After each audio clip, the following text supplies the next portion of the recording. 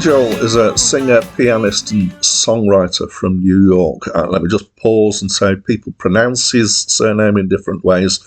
Somewhere between Joel, which is one syllable, and Joel, which is two, and Joel, which is also two, but with a different emphasis. I personally tend to use Joel. I don't know what he actually prefers. Anyway, he's this singer-songwriter from New York. He's very, very well known. He is one of the best-selling singer-songwriters of all time. He was in a couple of bands before he went solo in 1970. He has released 13 albums since then, some of which have sold well and some of which have sold phenomenally well.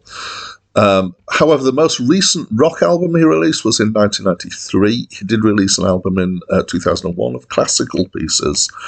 He is listed as still being active, which I presume means he's still touring and doing gigs, but we haven't seen an album for him in, 21 years. There we go.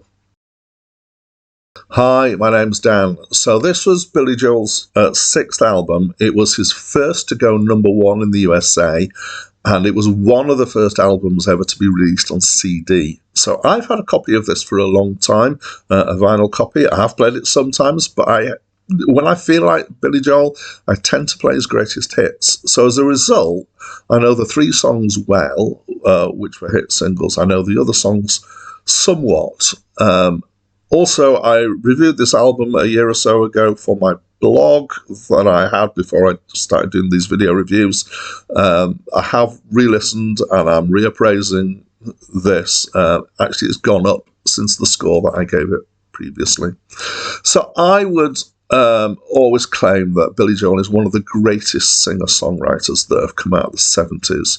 And he managed to continue a high level of success into the 80s, which was a really good achievement. There are a lot of people in the 70s who lost their way as the 80s came in. I occasionally have written songs myself. It's kind of a while now. And Billy Joel's one of the list of people who make me wish I was a better songwriter. It's the sort of person I listen to and I feel like giving up because he's so good at it. He's a wordsmith. Everything is really carefully put together. He's also a storyteller. So there are songs about people and situations, places, attitudes from someone else's point of view. He's really got good insight and he's got economy of words and is evocative with what he does.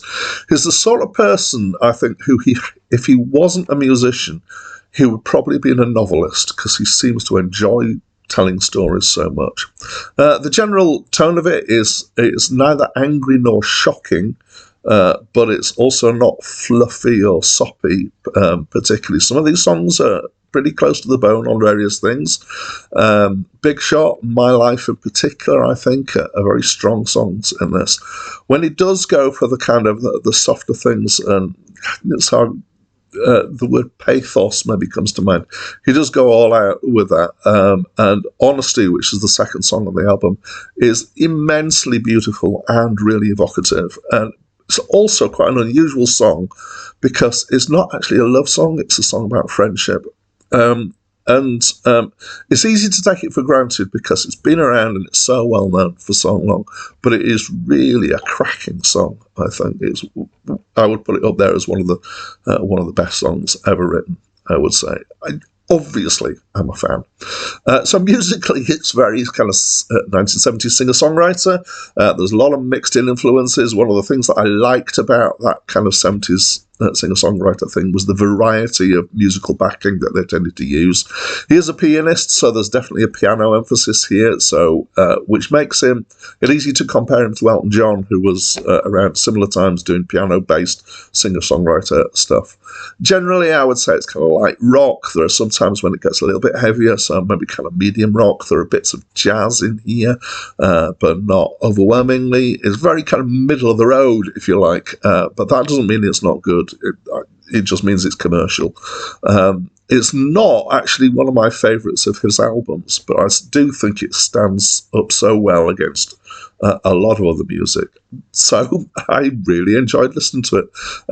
Because I reviewed it before, I only listened to it once this time around, but I kind of feel like I wanted to listen to it about 5 more times because it's a great album. So I love it. What do you think? Please let me know in the comments below. that's it from me for now. If you search for tenderness, it isn't hard to find. You can have the love you need to live. But if you look for truthfulness, you might just as well be blind. It always seems to be